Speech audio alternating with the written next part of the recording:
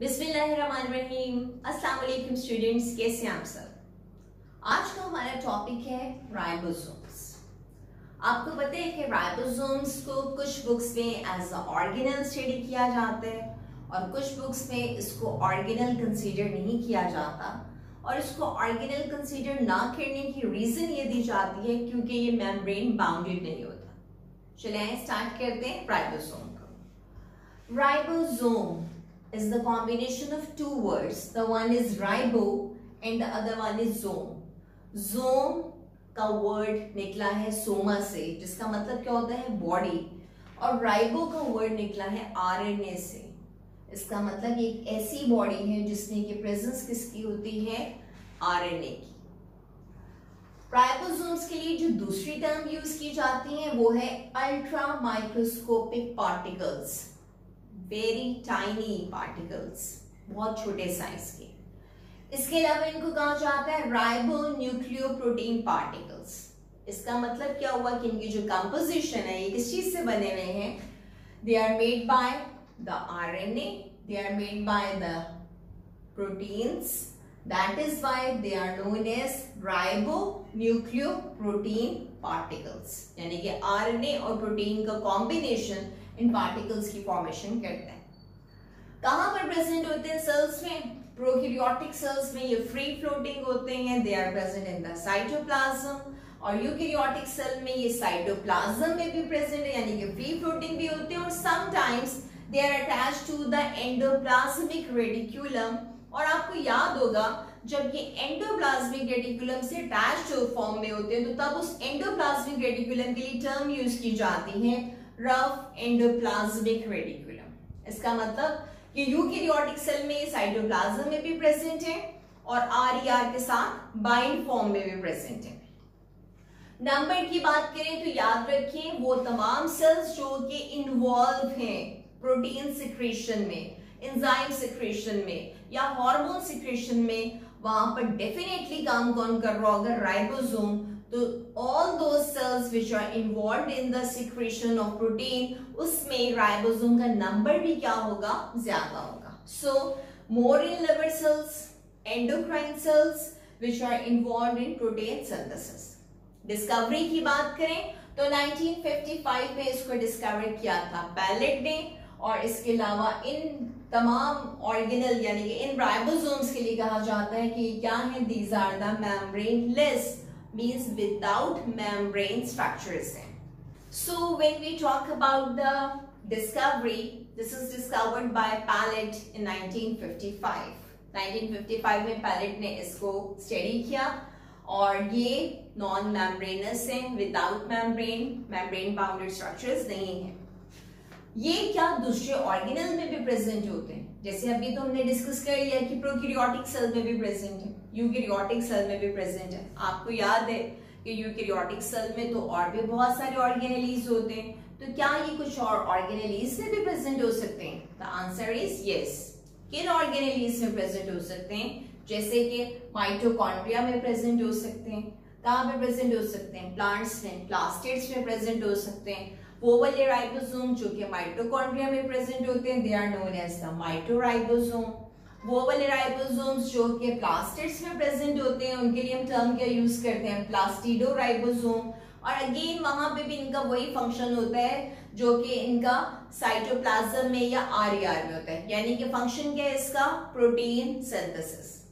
अगर हम बात करें राइबोसोम की असेंबली की, इसकी फॉर्मेशन की, तो राइबोसोम कहां पर फॉर्म होते हैं, इनसाइड द न्यूक्लियस। एक स्ट्रक्चर होता है जिसके लिए हम टर्म यूज करते हैं न्यूक्लियोलस।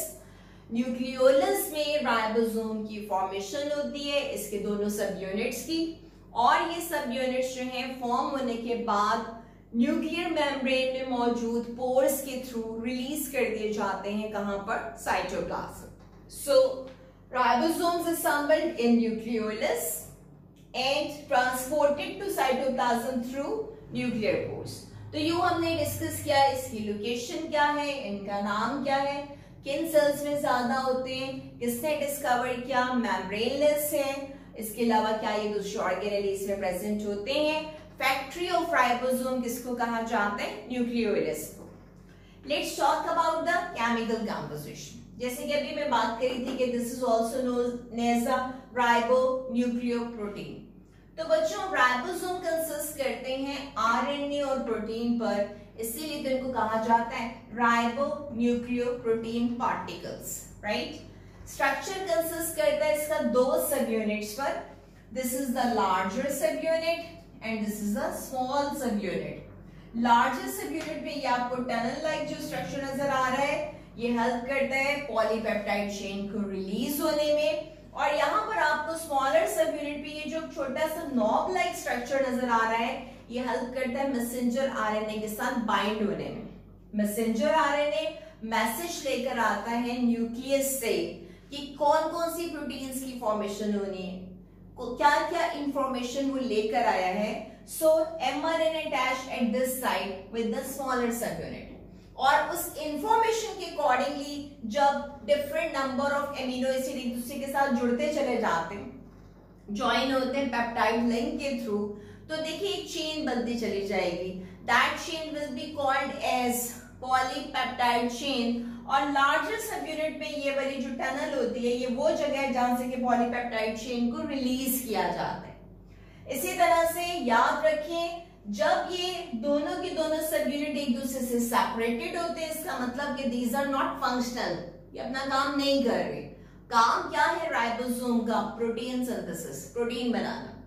जब इन्होंने प्रोटीन बनानी होगी तो ये दोनों सब यूनिट एक दूसरे के साथ अटैच हो जाएंगे। जब प्रोटीन बनाने वाला काम नहीं होगा तो ये दोनों सब यूनिट एक दूसरे से डीटैच हो जाएंगे, सेपरेट हो जाएंगे, अलग हो जाएंगे। सो whenever they become functional, जब ये फंक्शनल होते हैं, प्रोटीन बनाने वाले होते हैं, तो ये दोनों सब यूनिट एक दूसरे के साथ अटैच हो जाते हैं। देखें, दिस इज द लार्जर सब unit and this is the smaller सब यूनिट। जब वो काम नहीं कर रहे, अपना प्रोटीन सिंथेसाइज नहीं कर रहे, तो तब वो सेपरेटेड है, और जब इन्होंने अपनी प्रोटीन सिंथेसिस स्टार्ट कर देनी है तो ये दोनों एक दूसरे के साथ यूनाइट हो जाएंगे। ये जो दोनों सब यूनिट्स का यूनियन है या अटैचमेंट है, इसको कंट्रोल करता है magnesium ion. This is the magnesium ion जो इसकी अटैचमेंट को कंट्रोल करता है। और एक बात माइंड में रखिएगा कि इन दोनों सब यूनिट्स के अटैचमेंट के लिए मैग्नीशियम आयन की कितनी कंसंट्रेशन रिक्वायर्ड होती है? That is 0.001 molar magnesium ion concentration is required.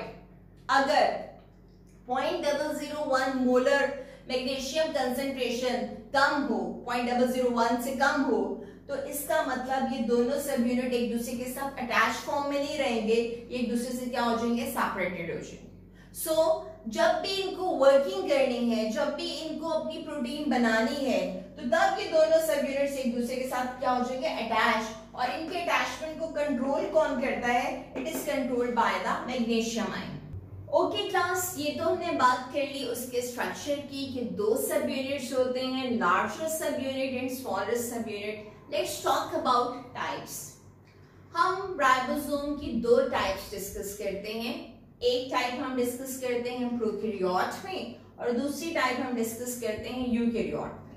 वो वाले राइबोसोम जो कि प्रोकैरियोट्स में प्रेजेंट होते हैं, उनका जो सेडिमेंटेशन रेट है वो है 70S। S is what? This is the Swedberg unit of ultracentrifugation. जब भी इनको एक प्रॉपर स्पीड पर सेंट्रीफ्यूज किया जाता है, तो ये कहां पर आकर किस सेडिमेंट रेट पर आकर फॉल करते हैं? That rate is the Swedberg unit of sedimentation. तो प्रोकैरियोट के अंदर जो राइबोसोम है, उनका सेडिमेंटेशन रेट क्या है? 70S।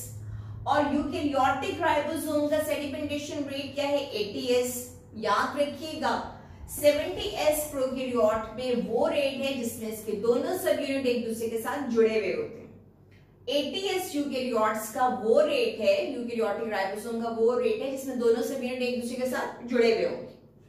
क्या इनके अंदर भी हम इनके पार्ट्स को, इनके सब यूनिट्स को डिस्कस करेंगे? यस। प्रोकैरियोटिक राइबोसोम जो कि 70S का है, इसके दो सब यूनिट्स होते हैं। वन इज स्मॉलर सब unit, other one is the larger सब यूनिट। स्मॉलर सब यूनिट का सेडिमेंटेशन रेट क्या होता है? 30S। और लार्जर सब यूनिट का सेडिमेंटेशन रेट क्या है? 50S। और जब ये दोनों सब यूनिट एक दूसरे के साथ कंबाइन होते हैं they form the 70s। May be आपके माइंड में क्वेश्चन आए कि 30 और 50 to 70 नहीं बनता, इट बिकम्स 80s, तो ये 80s क्यों नहीं आया? तो बच्चों याद रखें, बेसिकली हम यहाँ पर सेडिमेंटेशन को डिस्कस कर रहे हैं। जब भी हम अल्ट्रा सेंट्रीफ्यूगेशन को डिस्कस करते हैं तो वहां पर जो सेपरेशन ऑफ पार्टिकल हो रही है, सेपरेशन ऑफ मटेरियल हो रही है, वो किस बेस पर होती है? On the basis of size, weight and density. इसका मतलब क्या हुआ कि स्मॉलर सब यूनिट जो है वो किस सेडिमेंटेशन रेट पर आके फॉल करेगा? That will be on the 30s। अगर हम बात करें इसके लार्जर सब यूनिट की तो वो कहां पर आकर फॉल करता है? That will fall on the 80s। और अगर हम बात करें जब ये दोनों यूनिट कंबाइंड फॉर्म में हो, जुड़े हुए हो, तो ये किस सेडिमेंटेशन रेट पर आएंगे? These will be appear on which rate? They will appear as the 70s. Is it clear to all of you? और याद रखें जब ये सेपरेट होते हैं तब तो 30 और 50s आ रहा है, जब ये ज्वाइन होंगे तो डेफिनेटली एक दूसरे के साथ एडजस्ट होते हुए, ज्वाइन होते हुए इनके साइज में भी चेंज आ जाता है, जो कि क्या बन जाता है? 70s। तो होपफुली ये वाली बात क्लियर हो गई होगी। इसी तरह से यूकैरियोटिक राइबोसोम साइज या सेडिमेंटेशन रेट क्या है? 80s। इसका स्मॉलर सब यूनिट है 40s, लार्जर सब यूनिट कहां पर फॉल करता है? 60s पर। अब देखो फिर मे बी आप सोच रहे हो कि 40 और 60 तो 80 नहीं होता, इट बिकम द 100s, तो ये 80s क्यों लिखे? Again the same answer. अब आप बताएं मुझे क्या आंसर होगा? स्मॉलर सब यूनिट अल्ट्रा सेंट्रीफ्यूगेशन पर कहां पर आके फॉल करेगा? 40s पर। लार्जेस्ट सब यूनिट अल्ट्रा सेंट्रीफ्यूगेशन में कहां पर आकर फॉल करता है? 60s पर। और जब ये दोनों सब यूनिट्स एक दूसरे के साथ यूनाइट होते हैं, जुड़े हुए होते हैं, अटैच्ड फॉर्म में होते हैं, तो तब ये कहां पर आके फॉल करते हैं? 80s पर। एज यू पीपल रिमेंबर, हम इस चैप्टर के शुरू में डिस्कस कर चुके हैं कि जब भी हम सेंट्रीफ्यूज करते हैं किसी भी सेल के पार्ट्स को, तो यहाँ पर जो सेपरेशन ऑफ पार्टिकल्स होती है, सेपरेशन ऑफ मटेरियल होती है, वो on the basis of their size, weight और डेंसिटी होती है। So that is why we have the different subunit sedimentation rate. I think ये वाली बात क्लियर हो गई होगी। अब हम बात करते हैं कि प्रोकैरियोट के अंदर, प्रोकैरियोटिक राइबोसोम के अंदर भी राइबोसोमल आरएनए और प्रोटीन तो प्रेजेंट है, जैसे भी हम डिस्कस कर रहे थे कि कंपोजिशन क्या आरएनए एंड प्रोटीन। तो अब जो राइबोसोमल आरएनए है प्रोकैरियोटिक राइबोसोम में वो कितनी है, और प्रोकैरियोटिक राइबोसोम के अंदर प्रोटीन का परसेंटेज कितनी है? तो देखो राइबोसोमल आरएनए के अंदर, सॉरी जो राइबोसोम है उसके अंदर राइबोसोमल आरएनए कितने परसेंट प्रेजेंट होते हैं? 60 to 65%। और अगर हम बात करें प्रोटीन की परसेंटेज की तो दिस इज अराउंड 30 to 40%। रफली speaking this is 60% ribosomal RNA and 40% is the protein in the prokaryotic ribosome. Eukaryotic ribosome के अंदर राइबोसोमल आरएनए है 45% और प्रोटीन है 55%। तो रफली स्पीकिंग ऑलमोस्ट इक्वल अमाउंट के अंदर प्रेजेंट होते हैं। फंक्शन ऑफ राइबोसोम क्या है? मैंने लेक्चर के शुरू में ही आपको बताया था कि राइबोसोम का बड़ा इंपॉर्टेंट काम क्या है कि ये प्रोटीन सिंथेसाइज करता है। So ribosome are known as the factory of protein, यानी कि प्रोटीन बनाने की फैक्ट्री आपके सेल में क्या है? राइबोसोम। और आपको पता है कि राइबोसोम की फैक्ट्री क्या क्या है, यानी कि राइबोसोम कहां पे बनते हैं? फैक्ट्री ऑफ राइबोसोम किसे कहा जाता है? That is nucleolus. तो याद रखिएगा, factory of ribosome is nucleolus and the factory of protein is ribosome. Ribosome protein बनाते हैं जब, तो डेफिनेटली ये कहां से मैसेज डीकोड करते हैं? फ्रॉम द न्यूक्लियस, जो कि किस फॉर्म में आता है? मैसेंजर आरएनए की फॉर्म में आता है।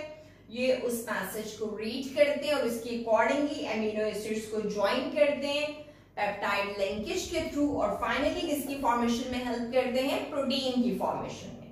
तो क्लास ये हमने डिस्कस कर लिए फंक्शन ऑफ राइबोसोम। आप सिर्फ एक बात याद रखिएगा कि राइबोसोम का काम क्या है? They help to produce the protein. और वो सारा मैसेज कहां से आ रहा होता है? The all message comes from the nucleus. Now I am talking about the polysome और polyribosome। बहुत बार ये as a short question आता है। What are polysomes? As you people know, poly means many, some means body, या polyribosome का मतलब भी क्या होगा, many ribosomal bodies is known as the polyribosome. अगर किसी एक मैसेंजर आरएनए के स्ट्रैंड पर, या जो आपको ब्लू कलर का पोर्शन नजर आ रहा है, this is a messenger RNA, जो कि डबल स्ट्रैंडेड डीएनए से जब सिंगल स्ट्रैंडेड आरएनए बनता है, इस प्रोसेस के लिए हम टर्म यूज करते हैं ट्रांसक्रिप्शन, जो कि सारा मैसेज डीएनए का लेकर आता है प्रोटीन बनाने के लिए। तो मैसेंजर आरएनए के साथ जब ग्रुप ऑफ राइबोसोम अटैच हुआ होता है, तो हम इस स्ट्रक्चर के लिए, इस बनने वाले स्ट्रक्चर के लिए हम टर्म के यूज करते हैं पॉलीसोम या polyribosome. So what is polysome? Group of ribosomes attached to single messenger RNA, this is known as the polysome और polyribosome। आप लोग नोटिस कर सकते हैं डायग्राम में, जब ये राइबोसोम अपनी वर्किंग नहीं कर रहे, पॉलीपेप्टाइड चेन नहीं बना रहे, तो देखें एक दूसरे से अपार्ट है, सेपरेटेड है। जब इन्होंने अपना काम करना है, यानी कि पॉलीपेप्टाइड चेन या प्रोटीन बनानी है, तो दे यूनाइट टुगेदर, एक दूसरे के साथ अटैच हो जाएंगे। आपको याद है कि इनकी अटैचमेंट कौन कंट्रोल करता है? Magnesium ion. ये जब अटैच हो जाएंगे तो देखें बहुत सारे राइबोसोम अटैच हैं एक ही मैसेंजर आरएनए पर।